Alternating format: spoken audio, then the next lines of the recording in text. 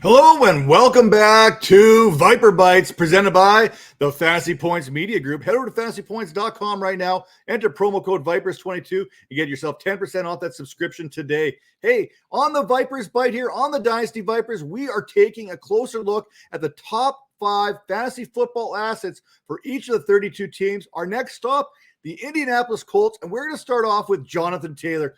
RB1, overall player number 1, over 1,800 yards and 18 touchdowns on the ground alone last year. He finished with 45 fantasy points ahead of Austin Eckler as the top-rated fantasy running back last season. And Austin Eckler, he had 20 touchdowns himself. What's even more scary is how much of that production he left on the table. In 5 of the first 6 games last year, Taylor failed to produce more than 65 yards on the ground.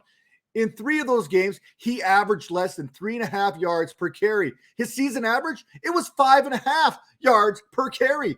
There's a strong possibility that Taylor is not only going to pass 2,000 yards rushing this season, but he's going to do it multiple times throughout his career before it's all said and done. If Taylor can string together another 16 touchdowns on the ground in 2022, he will break Barry Sanders' record of 47 touchdowns as the most by a player through their first 3 seasons of the NFL. Any player that is capable of breaking Barry Sanders' records needs to be recognized as one of the best in the game. Another one of these fantasy assets here on the Colts that has the potential to be a game breaker is that wide receiver, Michael Pittman. He's currently got that ECR going on as wide receiver 17. He is a Twitter darling, and for good reason. Pittman produced 1,082 yards receiving last season in just his second year as a pro, which happened to account for 32% of the Colts' yardage in the passing game. There's no denying that Matt Ryan is an upgrade over Carson Wentz at the quarterback position, and I can't help but hope that Ryan wants to make Pittman his new Julio Jones here. Let's call him the Julio Jones of the Midwest. Now, Indianapolis, they have dealt with injuries in their receiving core. Not only last season, but the season before, we're looking at guys like T.Y. Hilton, Paris Campbell, both missing time. Indianapolis, they added themselves a guy like Alec Pierce here in the draft, but only 10 receivers did what Pittman did a season ago. And that was account for 30% of their team's air yards and 25% of their team's targets. Being efficient and overcompensating are 2 very different things. But for Pittman to finish as the wide receiver 17 last year with Wentz, while the Colts finished 27th in passing attempts, is impressive regardless of how one looks at it. Now let's talk about Matt Ryan.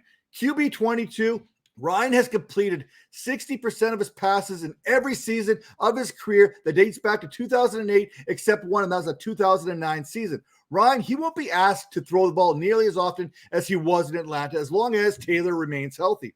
But you have to have that feeling that if Carson Wentz could throw 27 touchdowns on 516 attempts, then Matt Ryan, he is capable of throwing more than 30 touchdowns. I mean, that's basic math, right?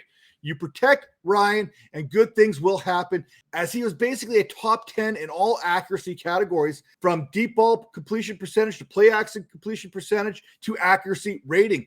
With Matt Ryan, you have a 37-year-old asset that has likely got about 3 to 4 seasons ahead of him based on what Tom Brady's been able to do at the age of 44. Now, Tom Brady is playing the best football of his career right now, so you have to believe that Matt Ryan's got at least 3 more seasons of quality production ahead of him.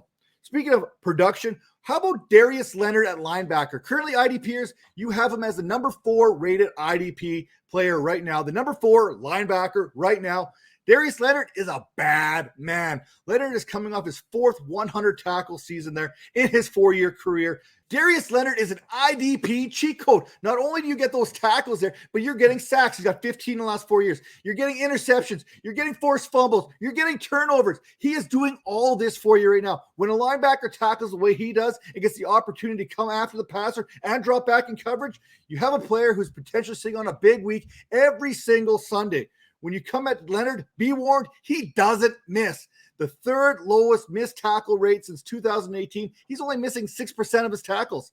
It is also worth monitoring that Leonard's medical status after undergoing a medical procedure on his back this offseason that involves some nerves and, some other stuff that kind of goes in there. Again, not a doctor. A recent poll involving players, coaches, and executives still had Leonard rated as the best off-the-ball linebacker in the game today. Now let's turn our attention back to the wide receiver position. Let's look at the draft and what the Indianapolis Colts were able to get out of that. They ended up getting themselves former Cincinnati Bearcat Alec Pierce. If Paris Campbell can stay healthy, he would have made this list. One thing that concerns me is the unknown when it comes to the rookie Pierce. We know he is a physical specimen that seems to have all the physical traits, the tools needed to be an elite player. However, we have to see how it plays out. Pierce, with that size, speed combination, looks to be the perfect type field stretcher for a Matt Ryan. His ADOT from a season ago was 7.8, suggests that that's not likely going to be the case.